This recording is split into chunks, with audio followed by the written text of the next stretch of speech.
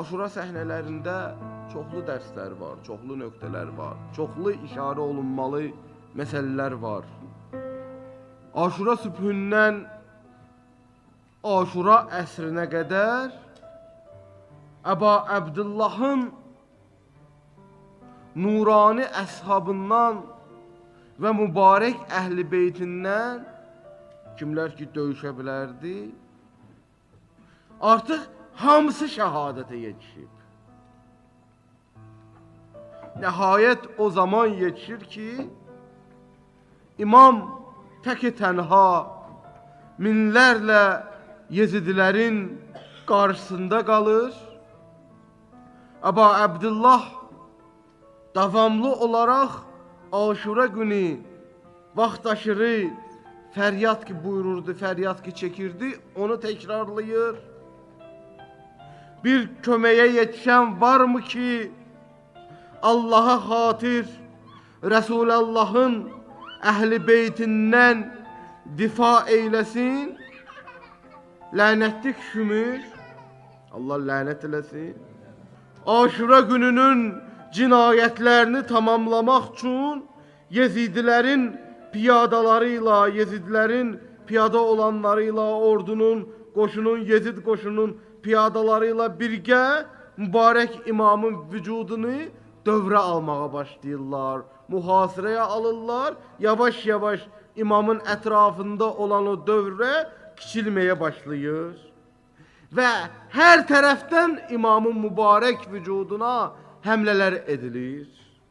Bu zaman Hüseyin karvanının xeymələrində bir səhnələr yaşanır.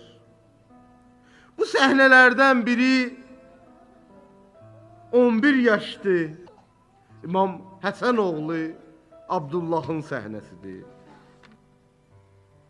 Öz ailəsi ilə birgə əmisi Əba Əbdullahla Küfəyə yollanmış 11 yaşlı Abdullahın səhnəsidir. Əba Əbdullah tək qalıb meydanda. Şümür lənətlik öz ətrafındakiları ilə Yezid lənətliyin əmrinin icrası üçün Əba Əbdullahın ətrafında o halqanı, o dövrəni başlayırlar kiçilməyə.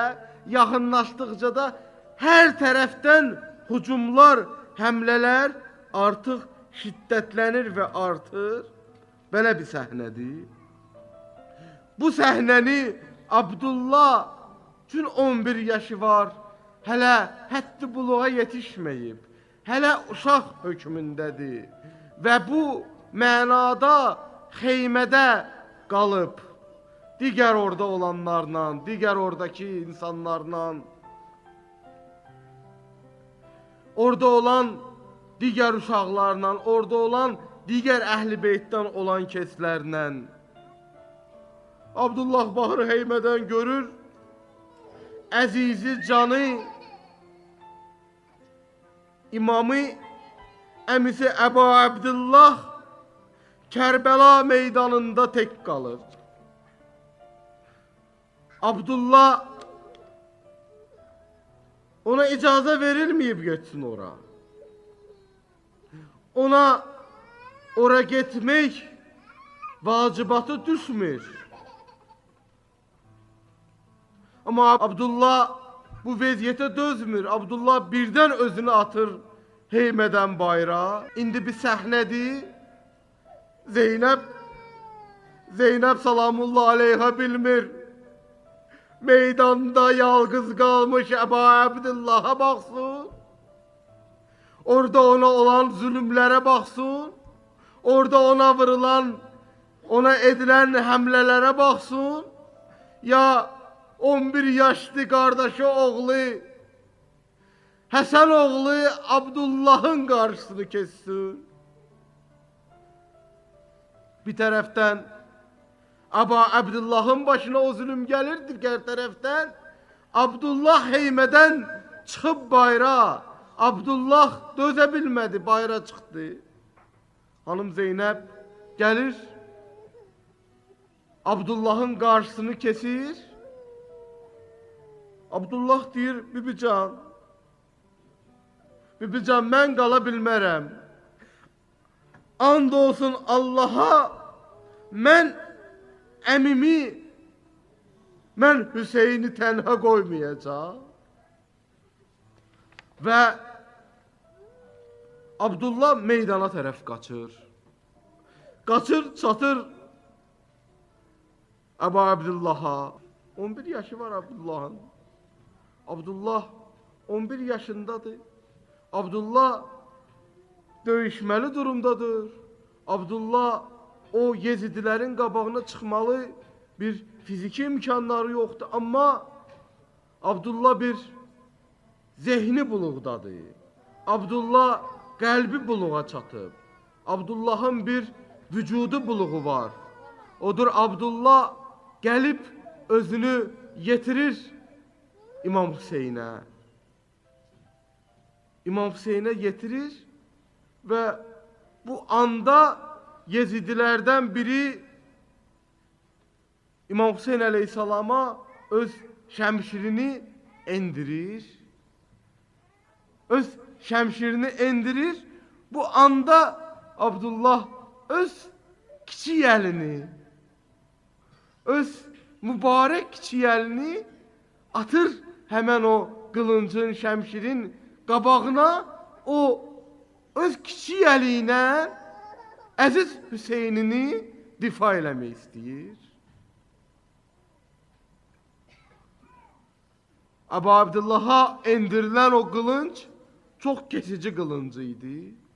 Aşuranın bir səhnəsidir ki, bütün varlıq aləmi baxır o səhnəyə, kədərdədir, hüzündədir.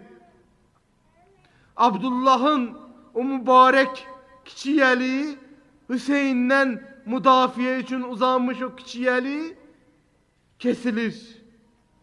O hala gəlir ki, o əl artıq kesilib ancaq dəri ilə Abdullah'ın bədəninə, qoluna birləşmiş qalıb.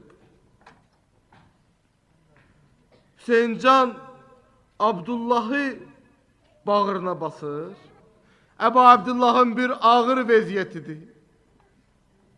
İmam Hüseyn əleyhissalam öz qardaşı oğlunu bağrına basır, özünə sıxır, qulağına zəmzəm eləyir. Qardaş oğlu səbr et və Allah'ı zikr et, ta inşallah salih atova qovuşacaqsan. İmam əllərini qaldırır Aşura gününün göyünə tərəf. İmam başlayır dualar eləməyə. Bu halda imamın qucağında, imamın o mübarək qucağında yer tapmış Abdullah'a bir ox tuşlanır. Bu oxla Abdullah öz əzizi Hüseyninin qucağında öz atasına qovuşmuş olur.